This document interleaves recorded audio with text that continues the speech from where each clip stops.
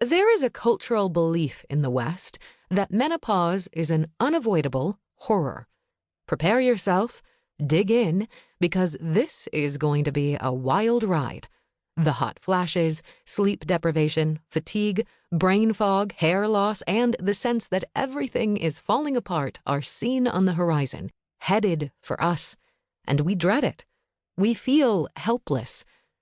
These are the stories we hear and the way many women experience menopause, perhaps because it is what we are expecting. But why should this be so? Why would nature create our bodies to suddenly unravel and leave us feeling lost and diminished, just when we are in the prime of our lives? In a woman's biological story, the times of hormonal change are often a bit challenging to navigate. Things are shifting on a deeper level than just our bodies, and we know this intuitively. We tend to think of ourselves as the same person throughout our life, someone that changes are happening to. But in a very real sense, our hormones literally change us into a different being at each juncture of our life as a woman.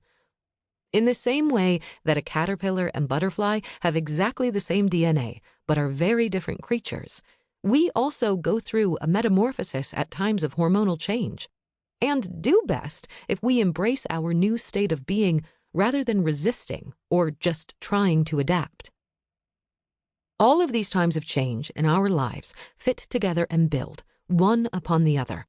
So in order to navigate our menopause, we must also understand the earlier phases of our lives and how they connect to what is happening now, because they impact strongly what kind of menopause we will experience.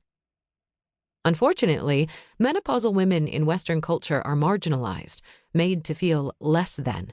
And make no mistake, cultural expectation is very powerful. For example, I once read about a primitive culture that held the belief that when women stopped menstruating, they would die. So the women in that tribe menstruated well into their 70s. Their bodies complied. Whether or not the story is actually true, the principle is.